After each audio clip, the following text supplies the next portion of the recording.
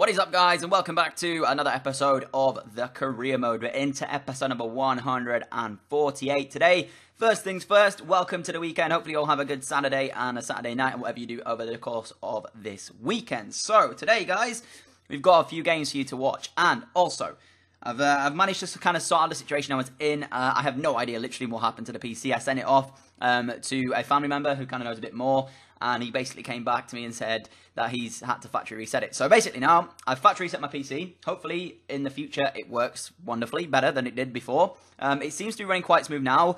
The only issue I've had a couple of restarts with it, and now I don't know if that's just down to the fact that I was missing a couple of stuff off of the PC, because I then since installed some stuff onto it, and it seems to be working okay again. But in case it does go wrong again, I do in fact have a backup plan. So even if we end up with a possibility where I don't have a PC, I've actually got a plan B now. So the video still should come. Whether or not that will be once or twice a day, you'll have to wait and find out. Because the thing is, the backup plan right now is basically one of my old laptops. And let's just say the thing's not really that great in terms of how it can process stuff. And it's just a very, very kind of old laptop, so it's quite slower compared to what the desktop PC is already, with it being a laptop. And then even so, it's a very, very, I guess, old kind of cheap laptop that I got when I was younger. So I'm hoping kind of the computer holds out, but if not, I'll certainly be able to make at least a video a day, hopefully, on my laptop if need be. But as I said to you guys, hopefully I won't come to that, and hopefully we can just manage to get our computer back to the way it was, and we can have 2 videos a day as we used to do back in the day. So yeah, that's it basically about the situation we're in. As you can tell from my voice, I'm a little bit kind of happier now that it's fixed and everything, and going back to regular videos as we were before, and hopefully we can go back, as I said. But today is a very important episode. Bayern Munich, semi-final, 2 legs. Here we go, guys. Potentially going to be able to reach the Champions League final here in our final season here at the club. And also, we've got the final league game, so you get to see us lift the league trophy. And this time I did not skip it because I'm not a mug. But we took the lead in this one, guys. On the stroke of half time, Bayern 0, Inter Milan 1 at the Allianz Arena. A really nice move down the left-hand side. Vincenzini with it, cut the ball back and said, get on the end of that, Marcus. And he does that. So we lead a goal to 0 here already. And just a pre-warning, guys, you'll only be seeing goals from this one. There'll be no kind of highlights and stuff. With me running the risk of the computer possibly crashing again, I didn't want to basically spend a long time kind of editing it for it just to crash on me. So I decided to see if I could basically render this episode out, and if I can, hopefully it's all working good as usual. But you can see, guys, we took the lead here in this one at the Allianz Arena.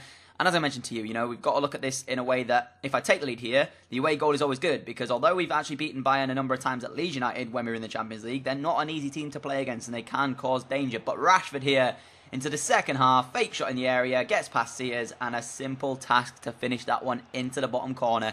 Courtois could not get anywhere near it. So we lead 2-0 from the first leg at the Allianz Arena. Excuse me. And also to note, guys, the first leg of the Barcelona-Arsenal game finished 1-0 to Arsenal. I said to you, I think I said to you in a preview. Oh, in fact, no, I didn't. I don't think I ever actually mentioned it to you, but I'm going to say it right now. If we get Arsenal in that final, right, I'll be so annoyed. I think I've touched upon this before, but if not, let me briefly touch upon it again.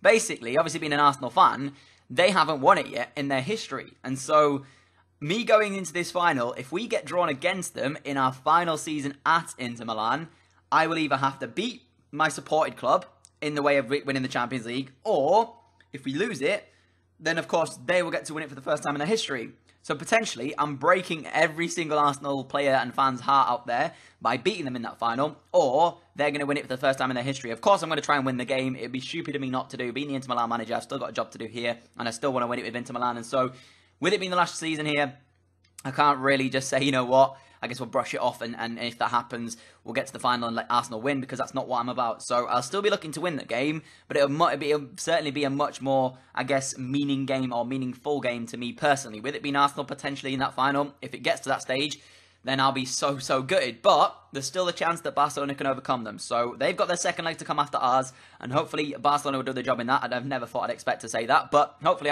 Barcelona can beat Arsenal and overturn the 1-0 deficit, so that if we do meet them in the final, it will not be Arsenal and it will be Barca instead. I think I made a prediction a while ago, predicting that we were actually going to get Barcelona, excuse me, in an earlier round of this Champions League phase, which is kind of what I was expecting, but it never happened really. We got PSG and then Bayern Munich, of course. So 2 of the big boys, 2 teams.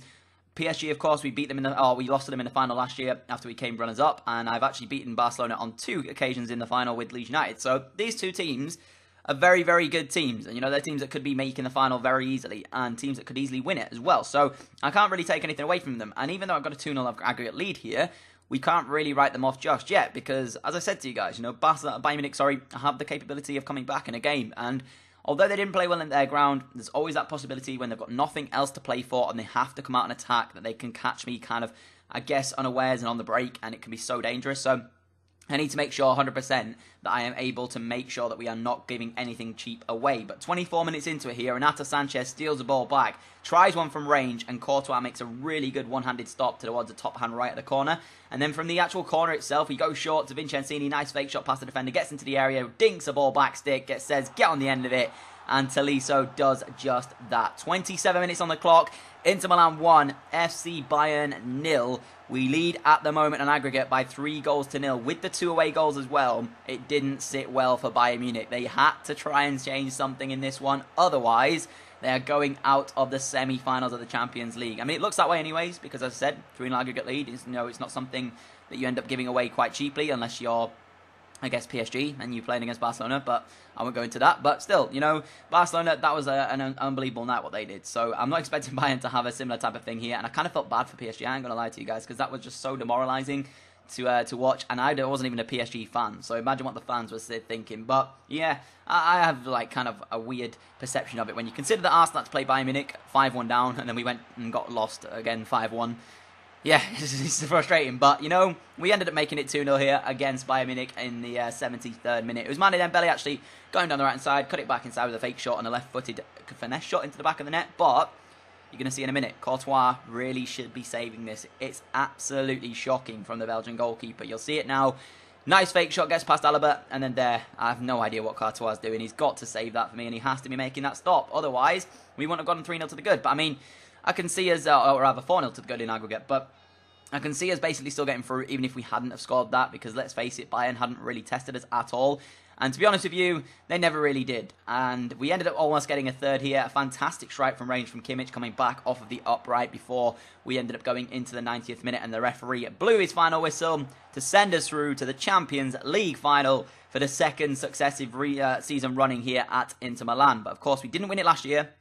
So although we got into the final, we didn't win it. And that was quite demoralising for me personally. But losing on penalties, I've said before, my penalties aren't that great in FIFA 17, and I understand that there are ways you can get kind of better at them, but at the same time, I guess it makes the series a bit more realistic. If I was just doing like kind of the penalty technique to score every single one, it would kind of make the series a little bit boring. That's why I kind of don't like doing the loan technique as well, where if one of your players wants to leave your club, you end up having to loan them out and get them back, because then that way it kind of makes the series a bit unrealistic, if you will. But you can see, guys, Arsenal did in fact beat by Barcelona. So basically, the Champions League final is us against my favourite club, and they haven't won it in their history yet.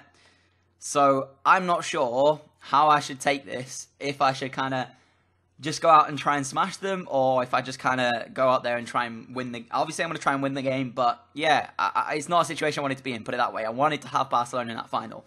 And the fact that Arsenal beat them 1-0 and 2-0 over the two legs, making it 3-0 aggregate, suggests that they did pretty well against them, which means this game could be really, really tough. We've played against them numerous times in the league with Leeds United, but we've never played against them as Inter Milan, and so this could be really, really interesting, put it that way. But before we move into that, guys, we've got our final league appearance of the season, where you will gladly see us lifting the not the Inter Milan trophy. What am I talking about? The Calcio A trophy before we move into the next part of the game. So the next episode of this, guys, we're going to have the Coppa Nazionale final against Udinese, and then we'll have the long-awaited Champions League final. So that will come in 149.